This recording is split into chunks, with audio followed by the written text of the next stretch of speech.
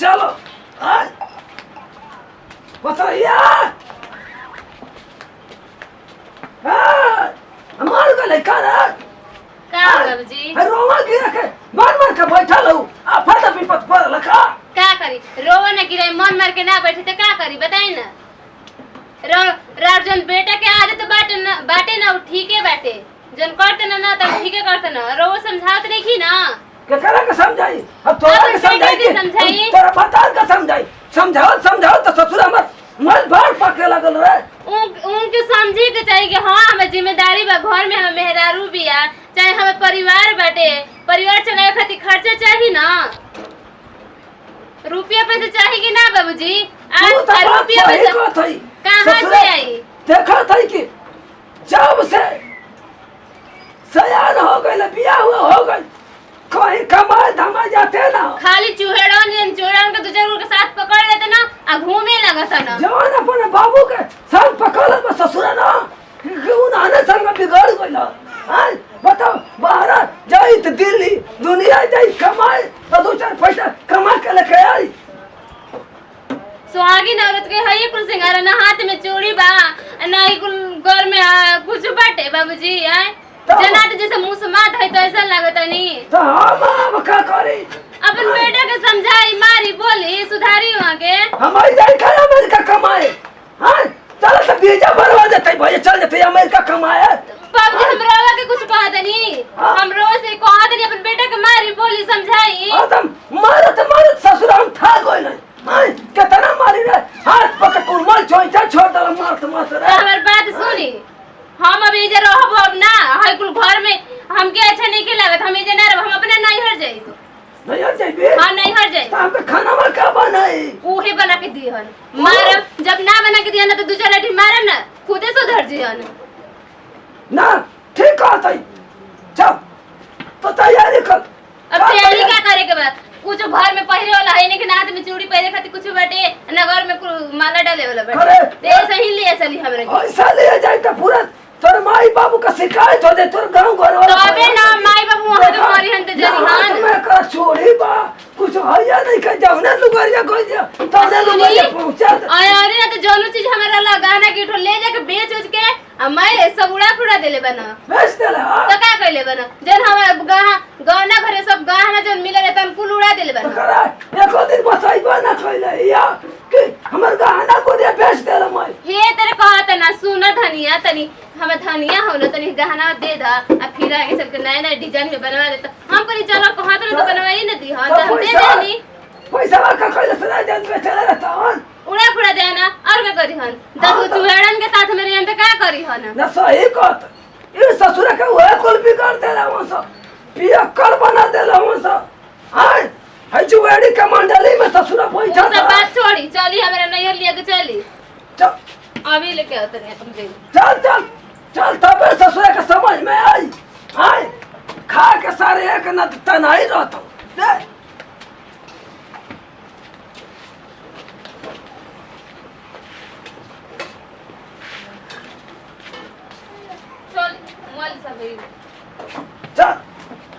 चल ऐसे ना मानी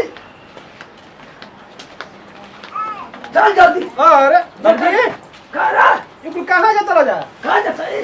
कहां जाता ना जाना हम अपने नैहर जाता है तारा ससुरारी एक पहुंचावे एकरा के पहुंचावे हां पहुंचावे जैसा यार साहब कहीं के छोड़ी हमारे बैठ छोड़ी तो पहुंचाई ना कर नैहर का कर जाई हो का करे जाई तेजा का करी ताके बना के गरमा गरम ठोसा के दी सर कहीं के आ खइबा कौन की तू खई सर कहीं के खइबा हां कमात हवा है ना तो का खाए तोर माई घर में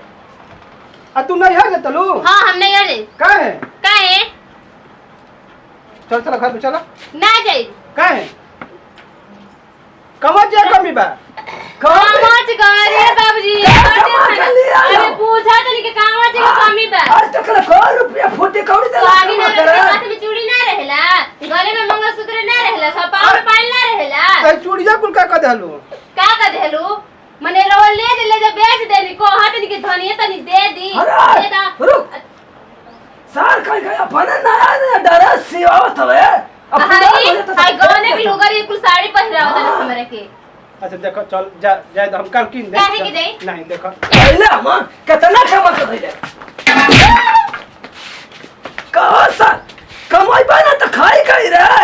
तुम कमाई ना कहिया कमाइबा जय तार पतो है तो या तोनी कमाइबा कमाए न त जे कमा के रख ले तहिए लिया आई। जय कमा के दिया तो बना तो यही आई सर चली ए बाबू। बाबू जा मत लिया के जा रास्ता छोड़ अरे दे ये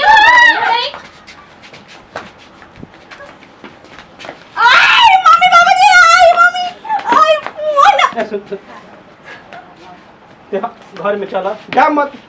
हम तोरा बिना ना रह हम जाए तो बाबूजी हमारा के आगे पीछे रो मत सकन हमको जाए हमारा कपार पर बोझा हो गई बड़ा बाबूजी हमरा के हमरा नहीं पहुंचा दी। आप बोझा ररो सर से इनको सर से पट दे। हमारा कपार हल्का हो जाए भैया कमा ससुरा हो जाए ना कल से हम कमा पूरा जाए भार बोझा हमारे कपार पर ए बाबू कल से हम कमाई जाए मोने कुल बिया कबारे और कुल काम कर कमा के लिए हां पक्का कहत हवे ना हाँ अब गलती ना करब अब एकदम 10 मास हो गइल आ कह के ससुर ना करे गइल त काट गलत सर कहीं का बाटे काट के सर गिनती करे पे भूला जी एक बेर मौका दे दे हमरा के एक बार मौका दे दे बाबूजी चल छोड़ जा नहीं एक बार बाबूजी और चांस आज भर देख लेते बाबूजी। कल अगर काम करे ना जे ना तो पक्का कहते नहीं चली अपने नहीं हर हाँ तू चल जिया नहीं यार अगर काम ना कर तो तू चल जिया बाबूजी चलिए जब रख का करो। चलो जा चलो ये काम कर ना जाई तो ना यार फोन लगा के अपना भाई का बोला ले हां हम बोला ना का विदा करो बोला से पहुंचवे अब ओकर भाई आके लगला से हमके मारे तब हो धरबा ना सर कमाइबे ना त हां ना कमाइबे त या होई मत कमा सर कहीं का मेहरारू जाते तो रोवा कमा मत सुन ली हमारी बात पहले। यदि कल काम करे ना जाए ना तो पक्का कह देनी हमें जे रोवा के ना रहब। मुंह फुला के का बैठ गई। तू टेंशन मत ल काल से हम बाहर जाइम कमाए टेंशन ना लीजिए टेंशन काहे ना लिए और गोतनी दे दिन बल जा आवे लीजिए तो कह का हो तोरा के कुछ पहिरे ओरे के ना मिले देर को ना देना का तब का कहने कहीं ना जी बाटे हमरे मन ना करेला पहिरे के ये सब भुलवा देनी तो हम लोग कहत के। ना बानी काल से हम बाहर जाइम कमाए आ हो जाता है दिल्ली आ कमा के पैसा ले आइम तो हर एक शौक पूरा हम करम तू टेंशन चलिए मत ठीक ल है। यदि कमाएब धमाएब एगो रर जिम्मेदारी हो गइल बस बोझ पर ना हो तू ठीक है कहतले से कि हमारे एकदम माने ना कुछ बुझात ना बुढ़ पर कहीं धराई रहल आ तू बढ़िया बाबू जो हमरे खातिर कहत ना तू हमरे खातिर कहतलू तो कमाई ना तो खाई कौन चीज आई हमर दिमाग ना काम करतल अब जा तनी कमाई आ लेके आई ठीक ना ठीक है हाँ तब काल ले जाई ठीक ना ठीक है। टेंशन मत ली हम ठीक है। हाथ ना खिसियाल जाला एक बार झरना के नजर जल जाला किसी ना ये बतिया प्रेम से कहले रह तू हमरा ले मैं आजे के खाली बाटे कि रोज के बाटे। रोज के बाते मरलू के मैं ड्रामा क देहलू अरे बाप रे हम ड्रामा कैले बनी।